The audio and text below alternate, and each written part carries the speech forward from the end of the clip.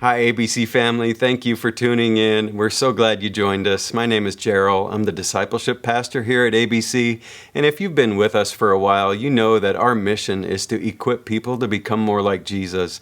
And we want to do that in a couple of ways. I'm going to highlight 3 of them for you today. First, I want to mention our culture conference. And what we mean when we use the word culture is the way we do things around here. So there's a culture in America, right? How do we do things in America? Or there's a culture in your family. What does it look like for your family to do things in a certain way? Well, our culture in America, specifically the culture in California, has an awful lot to say about the topics of gender and sexuality. So we want to get together as a church and think through a way that we can live and love and respond to our culture in light of what the Bible has to say about these topics of gender and sexuality. So we're bringing in some pastoral voices. We're bringing in Sam Alberry and Drew Berryessa to help us see what the Bible has to say about these topics of gender and sexuality. So we'll be offering this conference later this month on the 27th and 28th of October, Friday night, and we will be offering childcare for those of you who are parents. And if you have kids that are birth through 5th grade, bring them along. We'll take care of those kids so that you can pay attention and learn and be built into, be equipped to think and live and love like Jesus. And we will also be offering dinner that night. So if you want to come hungry, it'll be $10 a person or $30 for the entire family. We just ask that you go onto our website, go on to abcchurch.org, scroll down halfway on our homepage, and you'll find a button there for registering for the conference. The conference is free, but we just need to know how many people are coming so that we can order enough food and get enough childcare workers so that we can all be built into and further equipped in this way. Secondly, I want to let you know about our upcoming annual youth conference called Awaken. That'll be offered on the 11th and 12th of November. And that's a time where we are expecting middle schoolers and high schoolers to show up, maybe 300 of them or more. And we will build into them in a way that helps equip them to become more like Jesus as well. Now, in order to do this, we need an army of volunteers. I've been told we need 206 volunteers to help serve for this conference in November. Now, that's 1 volunteer per human bone in each body. Or it could be that the number is 210, but we've already got 4 people signed up. So either way, we need 206 more volunteers, and no youth conference is complete until they're all hyped up on sugar. So what we need you to do, most importantly, is show up with a bunch of cookies. Literally, make your favorite batch of cookies. Ideally, they'll be peanut-free so we can sideline that allergy and avoid that disaster. And you just bring those to the church office in the week leading up to the conference so that we can make sure that they are adequately supplied with sugar. Secondly, we need other volunteers to show up and help with it too. So would you please sign up either by emailing Kelsey at abcchurch.org and letting her know you're willing to serve in some way or another, or come on down to campus and stop by the Connect booth on Sunday morning. We'd love to give you more information there and help sign you up so that you can serve and help equip the next generation to be loved more like Jesus as well. Thirdly, I want to let you know that if you are a parent of a middle schooler or if you're a middle schooler, we have a new ministry for you on Sunday mornings that'll meet during the 10:45 service in the Student Center, Room 2, also known as Boardwalk. So parents, bring your middle schoolers, and middle schoolers show up at Boardwalk during 10:45 service, and we'll take care of you there, help equip you guys to become more like Jesus there too. So thanks for tuning in. Enjoy the week. Have a great day. Love you. Bye. Well, good morning. Welcome to ABC. Thank you so much for joining us. We're going to jump right back into our series in the Gospel of Matthew. I hope you caught last week's service. If you weren't here with us on campus, the video of our services from on campus last Sunday is on the YouTube channel, or it's on our website. We've got an interview with Abel Miller, who is a missionary in Tanzania, and Brooke Bateman, who's a missionary in Romania, on the video from last week's message. And it's fantastic to hear what God's doing through them in the world. You don't want to miss it. So if you didn't hear that last week, go back and listen to that. And then we'll catch you back up into the series through Matthew. One more thing I wanted to mention as we get started this morning. There's a really meaningful and helpful resource in our county for the world of foster care, foster and adoption, but also some of the other opportunities to serve foster community through respite and other things. If you're interested in learning more about fostering or how to serve foster families in our county and in our community, there's a conference that they're having at Grace Central Coast Church down in SLO. It's happening Saturday, November 5th, and it's a Saturday, multiple sessions with multiple breakouts to discuss a lot of resources for the foster community. So you don't want to miss that. You can sign up on their website. It's on the screen here. So if you want to sign up, go to that website, sign up for the conference, November 5th, and you can jump in and participate and see how you can serve the foster community. So you don't want to miss that. We're going to jump in, as I said, to the Gospel of Matthew. We're in chapter 9 this morning. As we jump into this passage, I was reflecting on my childhood at church growing up. And at my church, and maybe it was this way at your church too, I grew up in the 80s, there was a right way to go to church at my church.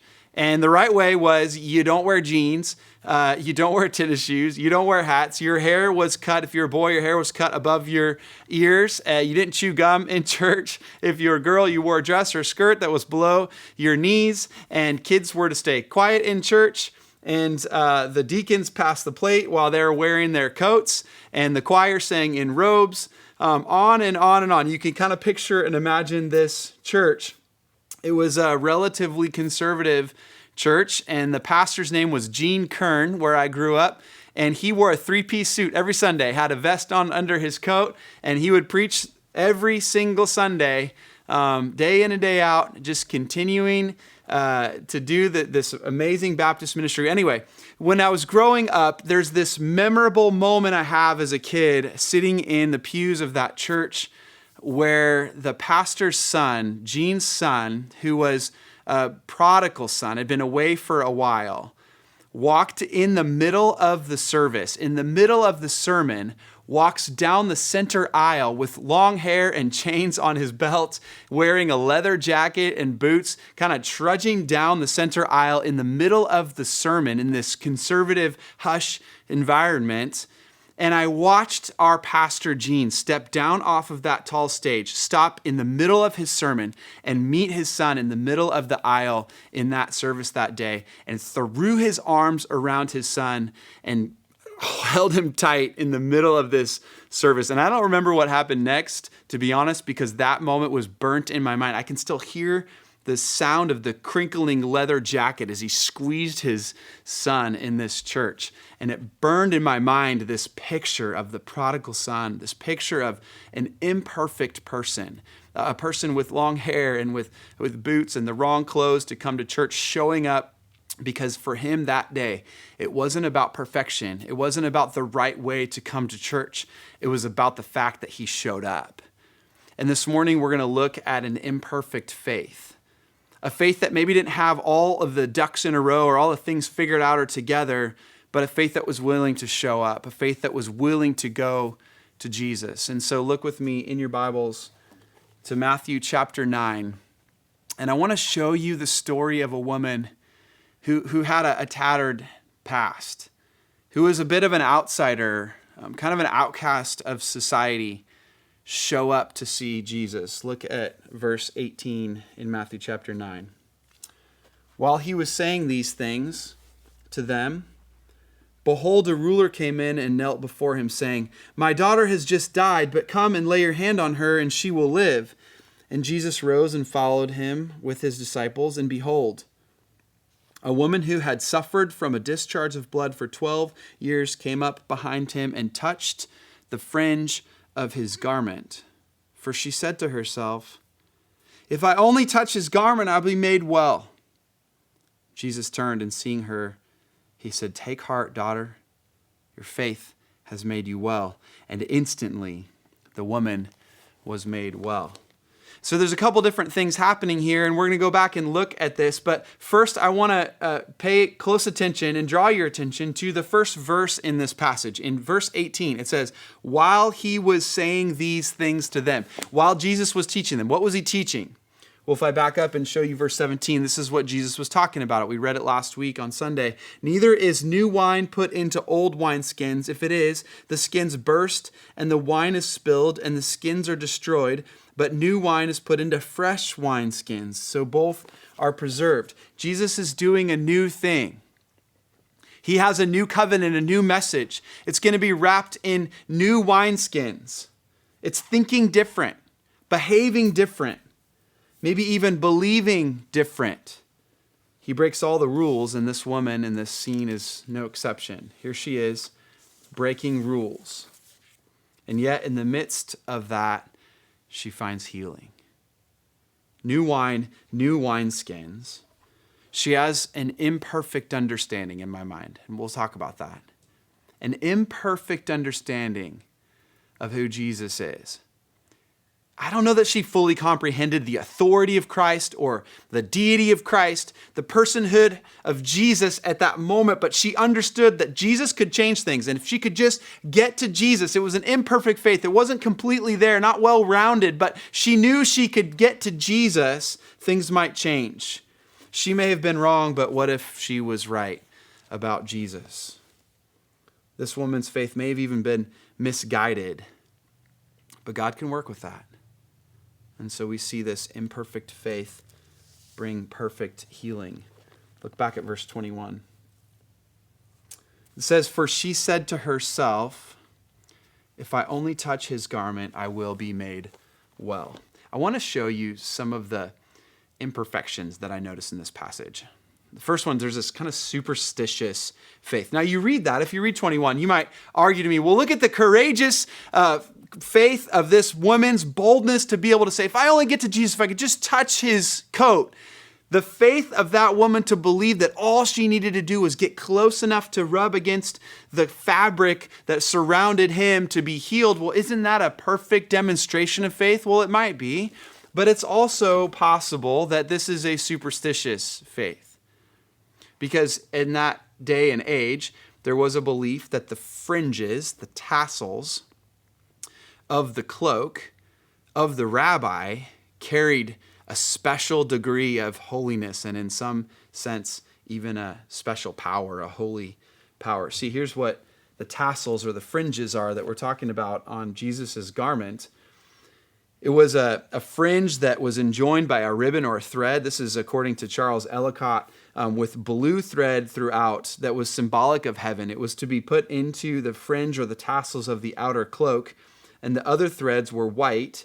And the number of threads, listen to this, were 613 as coinciding with the number of the precepts of the law as counted by the scribes. And so this is a woven tassel demonstrating the holiness and the perfection of God. And so these rabbis that wore these tassels demonstrating the law were believed to carry some special degree of holiness. And there literally was a superstition that if you could come near, if those tassels could be even touched. In fact, you see again in Scripture, we're going to go through the rest of Matthew, and there will be opportunities where we see this superstitious faith kind of demonstrated, where people were just touching the garment of Jesus and they were healed. And so they began to believe that, much like the pool of Bethesda in John chapter 5. You might remember that story where Jesus heals the man who was paralyzed, and he said he had no one to put him into the water when the water was stirred, because they were believing that if the water was stirred by some sort of angel from heaven, the first person in the water would be healed. It was this kind of superstitious belief, like the water was magic, or like the tassels were somehow magical, that they carried special power. And so reaching out for the tassels of Jesus in this instance may have been a misplaced superstition. And yet, it remains true that for this woman, the simple step was reaching for Jesus. whether or not she was doing it for the wrong reason, or maybe believed something that was untrue about Jesus or his garment, or she didn't completely understand the holiness or the reverence of Jesus Christ. She reached for Jesus. It may have been a half-baked faith in her mind, but it was faith nonetheless. Then I think about the man in Mark chapter 9, and you might remember this story as well, where he comes to Jesus and he says, Jesus, if you could heal my son, and Jesus says, if I can heal your son. He says, all things are possible for he who believes. And this is how the man responds. This is in Mark chapter 9. He says, I believe, but help my unbelief. Because I'm not all there yet. Because I haven't worked this all out theologically in my mind. And there may be some things that are untrue, maybe some cultural influences about theology or power of God or holiness of God. And I haven't worked through all that yet. And there's some questions that I haven't answered yet, but help me because I want to believe. And that's the method. That's the gesture of this woman in this moment. Help my unbelief. And in Mark chapter 9, in that instance, Jesus heals the boy.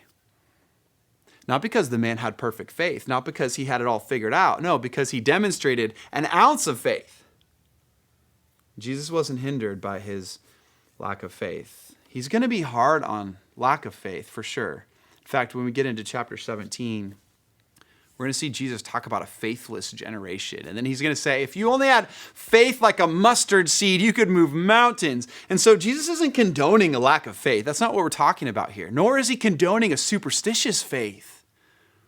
What he's saying is if there's just a bit, if there's a seed, there's just an ounce of faith moving towards Jesus. If there's any kind of thought in your mind that Jesus might help, move towards that, chase towards that, run that direction. And so we see this woman take that imperfect step with an imperfect faith that ultimately brings healing. Now go back with me to verse 20.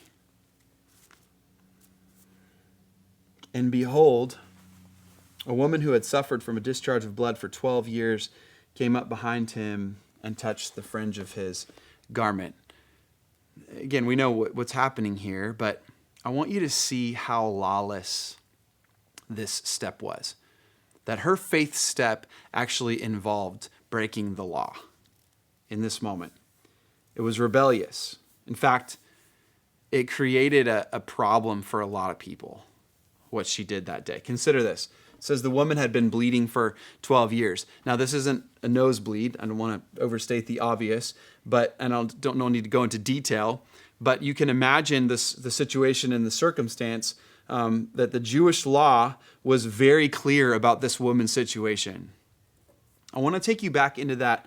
I'll spare you some of the details, but there's a very clear description in the Old Testament law about how a woman in her state was to be interacted with. Here's what it says in Leviticus chapter 15. Every month, every woman has a window of about a week where she is going to be ceremonially unclean. You can read through all of chapter 15. It talks through very specific things related to this that I'll spare you the details of. But during that time, if that woman is touched, they would become unclean. If you touch a garment that was touched by that woman, you would be unclean. If you sat in a location where that woman had been sitting, you would become unclean. If you touch anything that touches that woman, you become unclean. Now, in order for you to be made clean in that moment, you have to go through the same ceremonial cleansing process that the women would have had to go through at the end of that 1 week period. Imagine tiptoeing around this issue. Imagine dealing with kind of the shame that's associated with the stigma or the isolation that you might feel as an Israeli woman in that culture. There's so much here socially and culturally that I just don't think we can get our minds around until you understand the gravity of what the law requires. And every time this happened, in every woman's life, in every woman's season, there was a requirement to be cleansed in order to be ceremonially clean by a sin sacrifice and a burnt offering. Now, then I asked the question, well, what's the sin sacrifice and the burnt offering look like? What would it require if you touched the garment and then had to go through that same process? Well, here's what it says in Leviticus chapter 1. You can read that whole process, and it's detailed. Again, I'll summarize it for you. In order to be made ceremonially clean, you would need to obtain a pigeon or a turtle dove, and you would bring it to the altar, the sacrifice. You would bring it to the priest.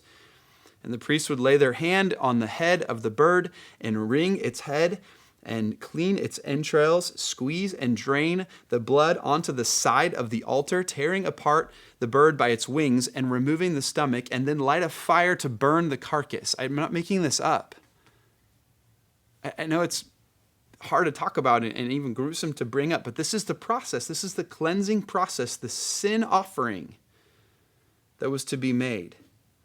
And it happened regularly. But this woman in Matthew chapter 9 had been bleeding for 12 years. Now imagine the difference between a normal lifestyle as a Hebrew woman and the lifestyle of a woman who had this nonstop issue. And when she stepped towards Jesus, pushing her way through that crowd, she made every other person she touched that day unclean. But it gets worse because she touched Jesus himself, the rabbi, the teacher of the law. She touched the very tassels on his cloak that were designed to be a reminder of the law, a reminder of ceremonial cleansing. Well, listen to what it says in Numbers chapter 15, verse 37. The Lord said to Moses, "Speak to the people of Israel and tell them to make tassels on the corners of their garments throughout their generations, and to put a cord of blue on the tassel of each corner. And it shall be a tassel for you to look at and remember all the commandments of the Lord to do them, not to follow after your own heart and your own eyes, which you are inclined to whore after. So you shall remember and do all my commandments and be holy to your God. I am the Lord your God who brought you out of the land of Egypt to be your God. I am the Lord your God." And so he states very clearly the reason that they were to sew these tassels together, the reason they were to wear these garments was as a demonstration to remember the commandments of the Lord and the holiness of God. And so Jesus wears these tassels, demonstrating the holiness, the purity, the ceremonial cleanliness of the law, and this woman, unclean, reaches out and touches the very object that was to demonstrate cleanliness. Gosh, imagine the outrage. Who is she to do this? In fact, you can read in Mark's version of this story, she did so almost in secret. Nobody knew who touched Jesus. In fact, he didn't even know who touched him. He pauses and asks, "Who touched me?" I just felt power leave. So she sneaks, almost to be inconspicuous, just hide in the crowd and just reach up and graze the tassels of Jesus. This was a reckless decision. Would have been costly for anyone that was there that day to become unclean and to have to go through the process that we outlined in Leviticus chapter 1. Some may even say that her faith was reckless. She stepped out, throwing caution to the wind, believing that Jesus may just have a way around the law. Interesting. Maybe he could make her clean. Maybe he could break this cycle. Maybe Jesus was worth the cost. Her faith wasn't perfect. In fact, it was costly. And it was tired. As we continue to read and understand the story, we see this woman coming to the end of herself. I want to go over to Mark chapter 5, where Mark tells his version of the story, and just read a couple of lines that I think are helpful in understanding the context and what she was dealing with. Mark chapter 5, verse 26.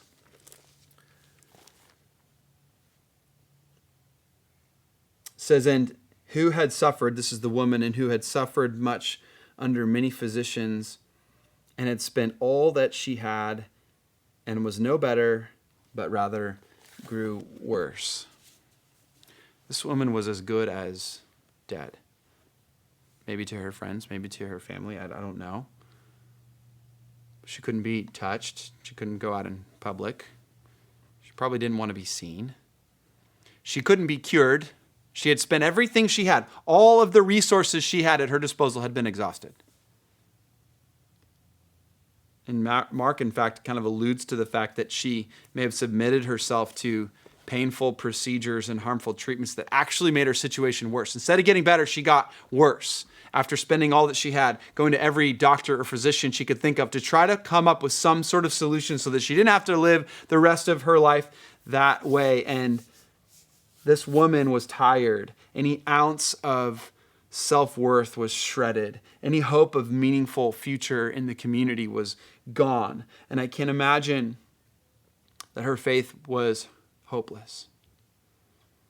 And this was a last-ditch effort. This woman had been calloused to hope. I don't know this for sure, but my guess is she was a bit of a cynic. And I can relate to that. That's what exhaustion does. When you've exhausted all of your resources and you've tried and tried and tried and you've gone to every single person or resource that you think might be able to help and have been let down again and again, that's what cynicism means. In fact, Jesus, I think, was a bit of a cynic too. I think of what John says in chapter 2 of his gospel. Jesus did not entrust himself to them because he knew all people. Jesus knew better than to trust people that were going to let him down. He knew better than to have too much hope in man. He knew who not to trust. And the story in Matthew chapter 9 this morning gives hope to an old cynic like me. An exhausted faith like mine that has learned a lot of things not to trust in. Maybe it's been let down, but learn this morning. Hear this when we read this passage, that when we've exhausted all our resources, that when you've tried every other option, that when you've given up on every possibility, we can turn to Jesus. And that's precisely what she does. Just maybe Jesus. I'm not saying she fully understood that. I'm not saying she understood the ceremonial consequences of what she was doing. I'm not saying that she understood the power, the authority that Jesus had over death and over the body and over the law and over the spiritual realm that we've talked about in Matthew. She didn't maybe get all of that, but she said, maybe Jesus will be the solution. If I can just move close enough to him, if I can move toward him, maybe he will be the solution. And I love how J.A. Mottier describes her faith. He says the faith may be a last resort. Maybe it's the last-ditch effort. I get that. I'm okay with that. He says it may be a superstitious faith. It may be theologically deficient. But if it is placed in Jesus, it binds the sinner and the Savior together. And that is what he came to bring about. It might be incomplete. It might not be well thought through. It might have might not have a clear doctrinal statement behind it, understanding the personhood and the deity of Christ, the hypostatic union of man and God together, but it's moving toward Jesus, and that's what binds the Savior to the sinner. It's an imperfect faith that can bring perfect healing. And I love the response of Jesus to this woman, regardless of her faith, regardless of all of the implications of her decision and the uncleanliness that she brought that day. This is how he responds in verse 22. Take heart, daughter, your faith has made you well. And I imagine Jesus looking at a woman who maybe hadn't made eye contact with anyone else in that crowd.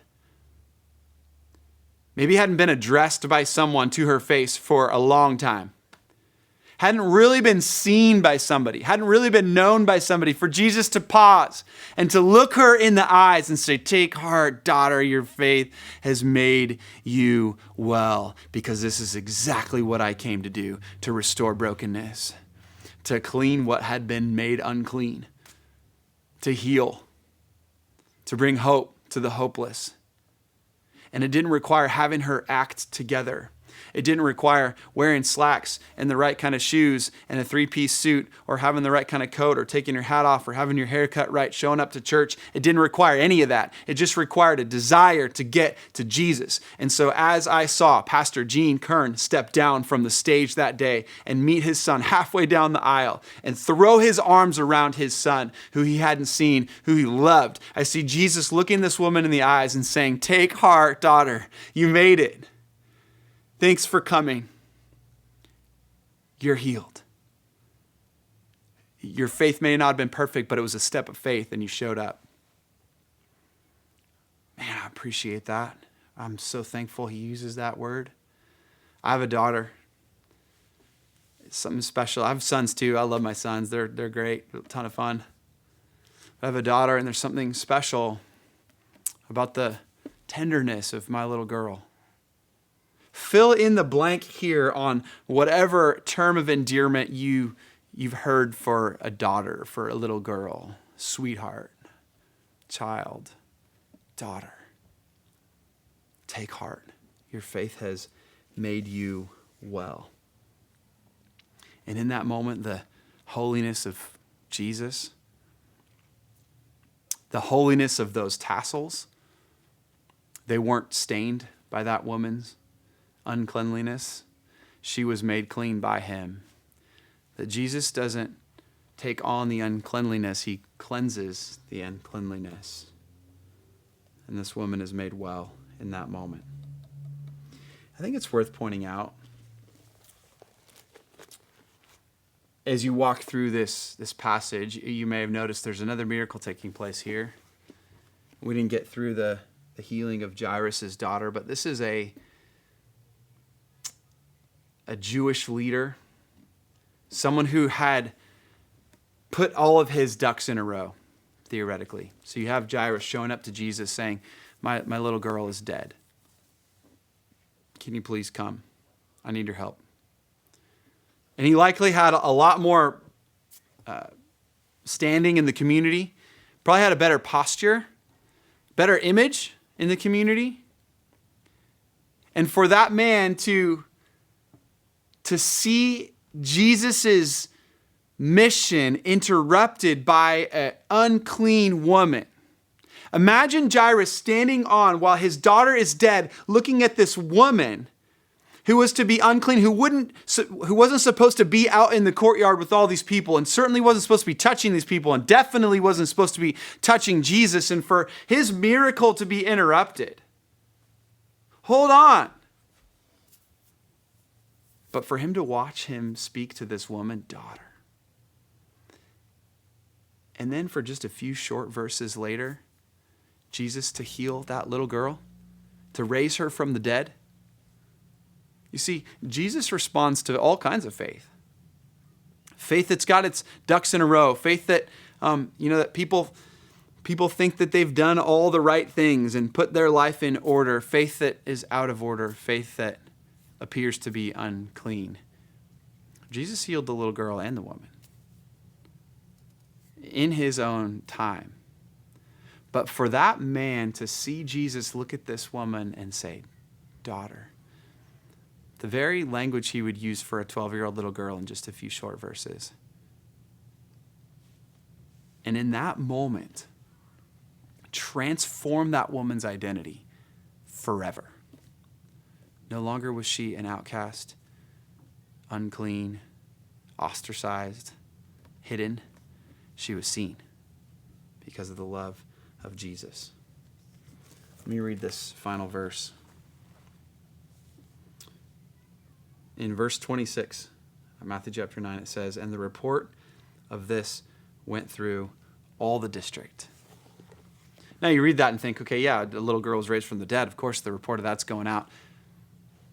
I think that Matthew's referring to both healings, both miracles. A report of this woman who had stepped out into public, who had touched all these other people, and Jesus in that instant made her clean, and everyone else that had touched her in that moment watched the miracle transform her before their eyes. And then he raised this little girl from the dead, 2 profound miracles, things that no one had ever seen before.